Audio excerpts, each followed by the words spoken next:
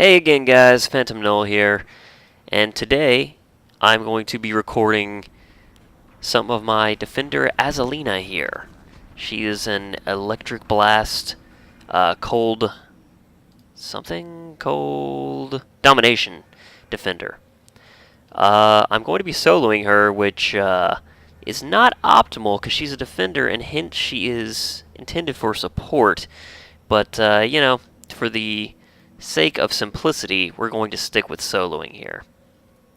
So let's hop to it. Unfortunately, this is another character that I had some work to do on her. Oh, there's already a mission down there. We had some work to do on her that never got done. She had, in particular, I know she had some Hamios that basically it used to work that defense debuff enhancements would also increase your defense through Hamios, and I had some enhancements that used that old bug and never fixed them to where they were just normal defense Hamios, defense endurance, I think. Basically, they needed to be cytoskeleton enhancements, and I never switched them from being enzymes, I think? It's all off the top of my head, so I'm not entirely sure about that. But anyway, yeah, she's still got some pretty good defenses, but they would be better, I should say, had I got them slotted. This here is Heat Loss. It's a massive debuff to the enemies involving draining their endurance and also severely hindering their resistance to damage. So as you can see, her damage in itself isn't amazing, but she does have really good debuffs, and she has extremely good buffs for teams. So she's a fantastic team tune. She's not a great soloer, which is why we're just sticking with the basic setup of, you know, even level enemies and the equivalent of only one hero. Oh, he hit me. What's up with that? Homie, don't play that.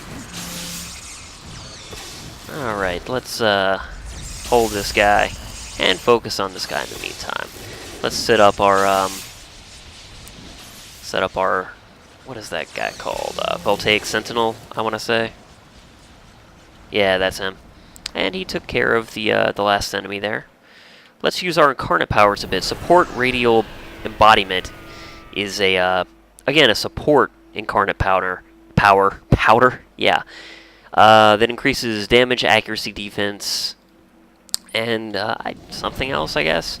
Anyway, for your entire team, of course, it also does it for you if you're solo. So, you know, even if I'm not on a team, I can still make use of the benefits by myself. So for her, you know, considering that on teams she makes fantastic use of giving shields, ice shields for her allies, you know, that's just even more benefit to her teammates, not only increasing their defense further, but also increasing their accuracy and damage. It is accuracy, right? Yeah. So, she's just a fantastic ally, I guess you should say. She's more of a sidekick character. Anyway, again, I don't have bosses on. I might do one more mission after this, because this was an exceptionally short mission.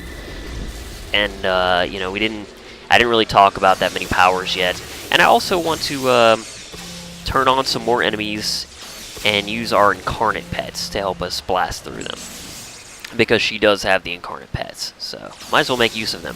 And yes, she does have polar lights, which means fantastic AoE damage. Let's get our Voltaic Sentinel back out here because he disappeared, because that is a temporary pet on a short timer.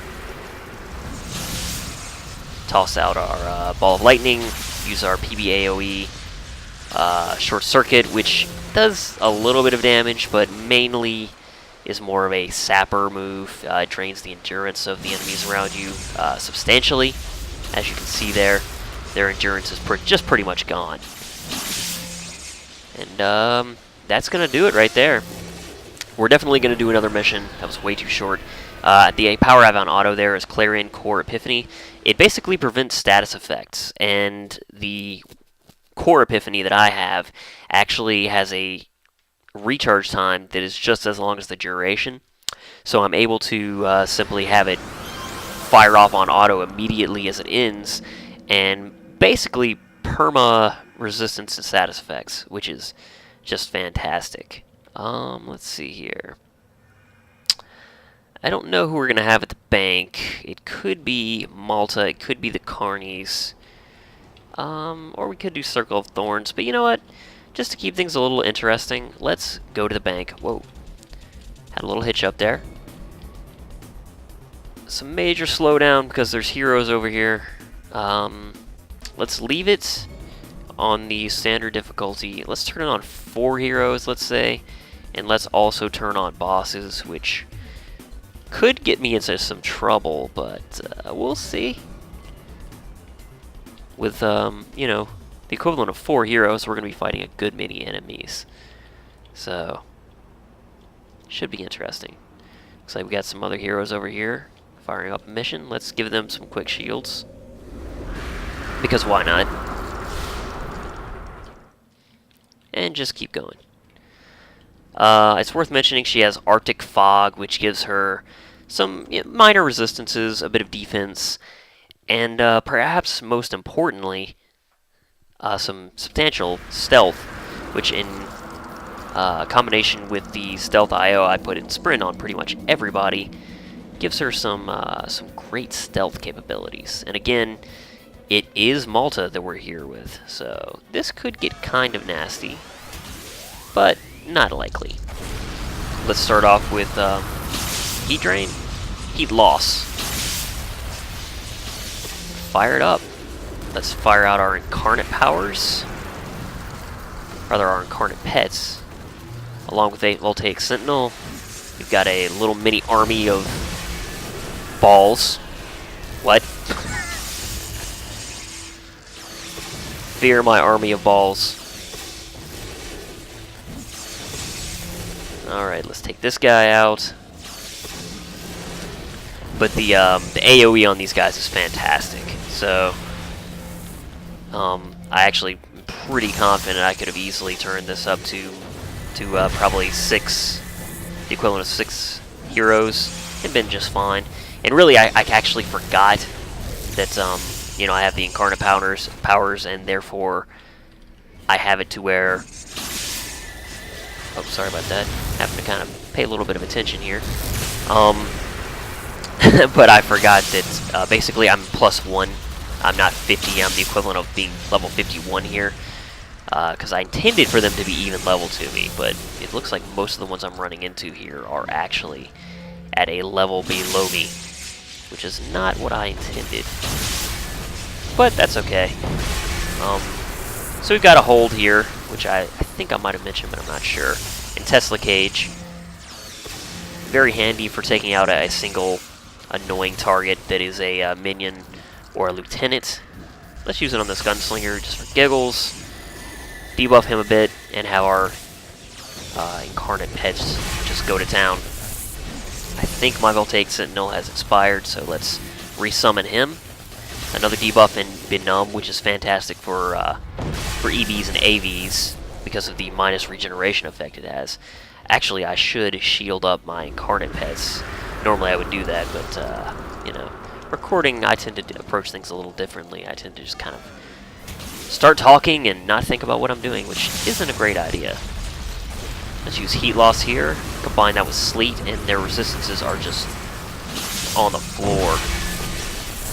Oh, actually for a moment I got mezzed because of the boss here, which I didn't pay any attention to, which is kind of dumb. Let's use our Incarnate Lightning Strike.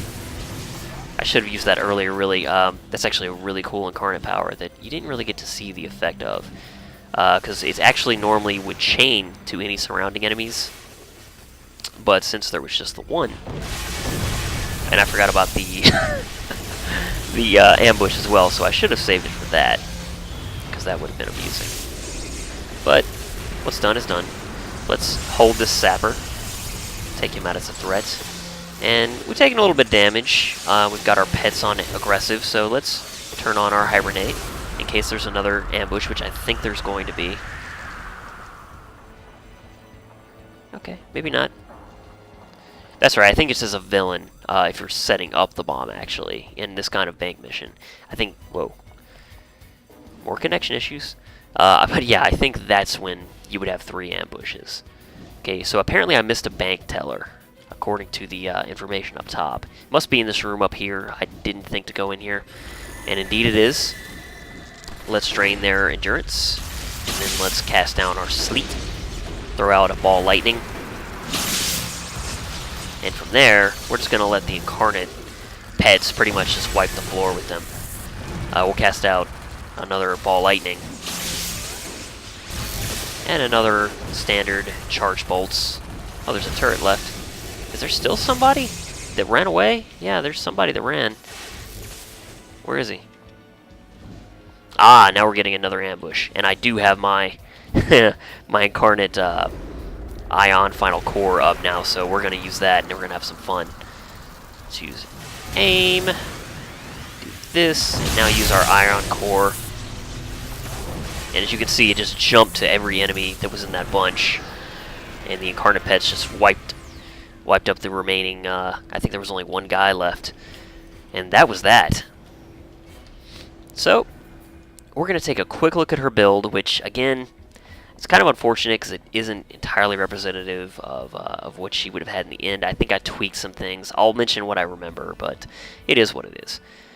We have 4 shield breakers, and in that there's a chance for lethal damage proc. We also have a touch-related gray chance for negative energy damage, and an Achilles heel chance for resistance debuff and infringate.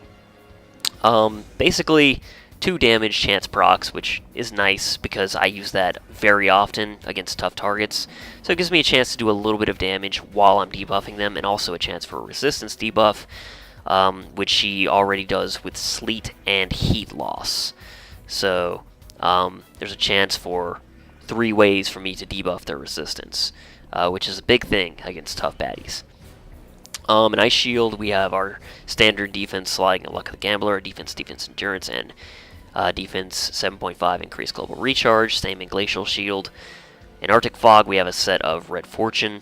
In Bonoma, single accuracy and 2 recharge. In Sleet, we have 4 shield breakers, and in that we also have a chance for lethal damage. Simply because the other 2, I wanted the 4th set bonus here, which increases your area of effect defense by 2.5%.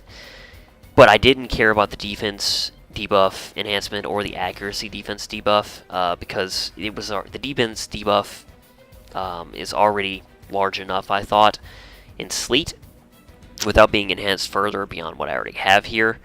And accuracy does absolutely nothing because it's a patch. So basically, through process of elimination, the proc was the way to go.